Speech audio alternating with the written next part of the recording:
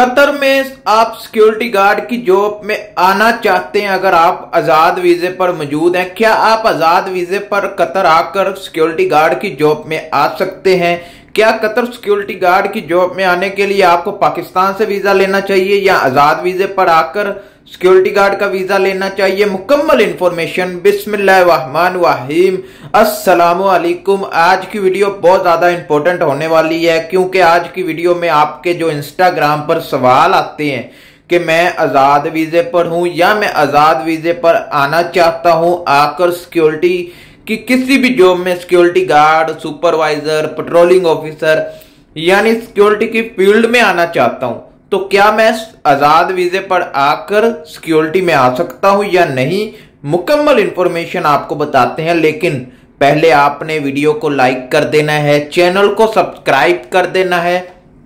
कोई भी सवाल है, पूछना चाहते हैं, बात करना चाहते हैं तो इंस्टाग्राम पर आ जाएं। आपके हर सवाल का जवाब इंस्टाग्राम पर दिया जाता है। हेलो, हाय, अस्सलाम वालेकुम बात करनी। ऐसे सवाल ना पूछा करें, एक मैसेज में अपना पूरा सवाल लिखें। मैं जब भी ऑनलाइन होता हूं, एक दिन 2 दिन, तो आप देखकर आपका रिप्लाई कर देता हूं। चलते हैं वीडियो की तरफ और आपको बताते हैं कि आप आजाद वीजे पर सिक्योरिटी गार्ड की जॉब हासिल कर सकते हैं या नहीं।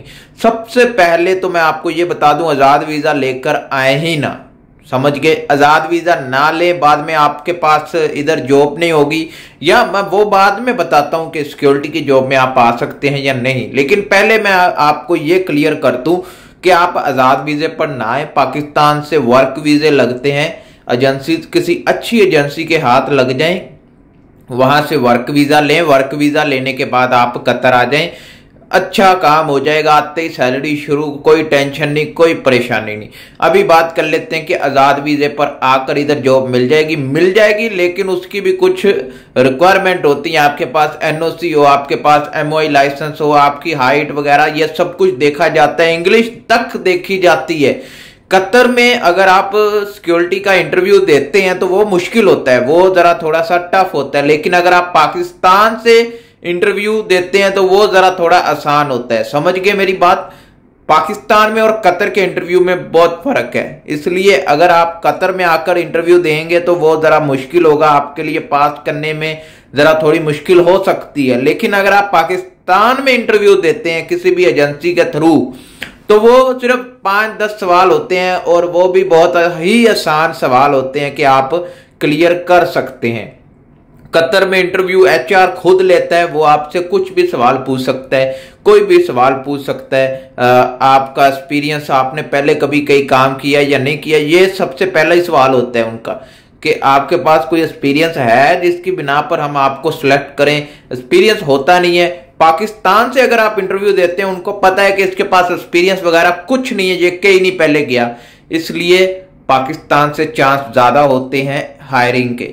तो मेरी यही मैं आपको यही कहूंगा कि आप पाकिस्तान से अगर सिक्योरिटी की फील्ड में आना चाहते हैं, पाकिस्तान से आए, या फिर आप इधर आकर लग सकते हैं। आपकी कुछ रिक्वायरमेंट होती हैं जो मैंने बता दी हैं, इनको पूरा करने वाले हैं या कर सकते हैं तो फिर आ जाएं। ये नहीं है कि आने के बाद आप इंस्टाग्राम पर मैसेज करें मुझे जॉब की जरूरत है।